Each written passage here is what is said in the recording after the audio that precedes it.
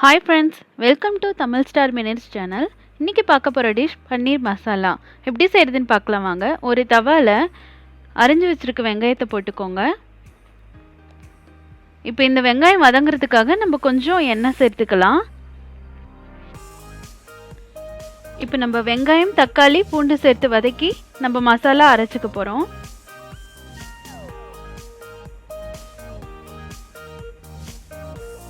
வெங்காயம் நல்லா வதங்கணும்.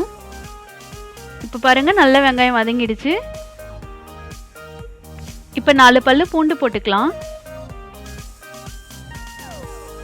நான் இன்னைக்கு ஒரு வெங்காயம் ஒரு தக்காளி எடுத்திருக்கேன். கட் பண்ணி வச்சிருக்க தக்காளியும் சேர்த்துக்கலாம். சேர்த்து நல்லா வதக்கிடுங்க. இப்போ வெங்காயம், தக்காளி, பூண்டு நல்லா வதங்கிடுச்சு. இதில் மல்லித்தூள் சேர்த்துக்கலாம். 1 ஸ்பூன் மல்லித்தூள், 1 ஸ்பூன் மிளகாய் தூள் சேர்த்துக்கோங்க.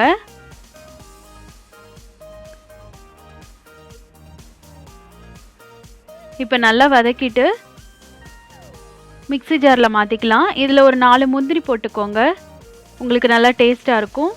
இப்போ இன்னொரு தவால எண்ணெய் ஊற்றிக்கலாம்.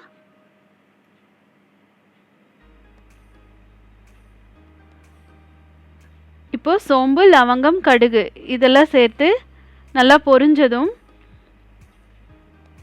கருவேப்பிலை சேர்த்துக்கலாம். கட் பண்ணி வச்சிருக்க பன்னீரும் சேர்த்துக்கலாம்.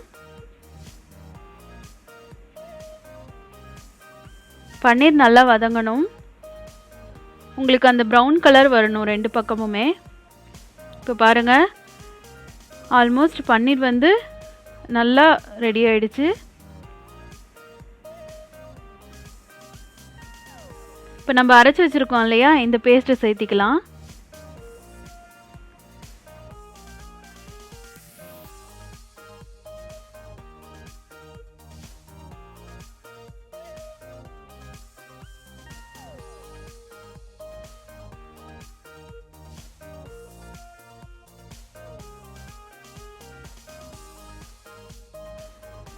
உப்பு தேவையான அளவு சேர்த்திக்கோங்க. 1/4 டீஸ்பூன் மஞ்சள் தூள் சேர்த்துக்கோங்க. 1 ஸ்பூன் கரம் மசாலா சேர்த்துக்கோங்க. சேர்த்துட்டு நல்லா மிக்ஸ் பண்ணி விட்டுருங்க. இது உங்களுக்கு ஒரு கொதி வந்தால் போகிறோம். இப்போ நம்மளுக்கு பன்னீர் மசாலா ரெடி ஆயிடுச்சு. இந்த வீடியோ உங்களுக்கு பிடிச்சிருந்ததுன்னா லைக் பண்ணுங்கள், ஷேர் பண்ணுங்கள், கமெண்ட் பண்ணுங்கள் அண்ட் சப்ஸ்கிரைப் பண்ணுங்கள். Thanks for watching Tamil Star Minutes.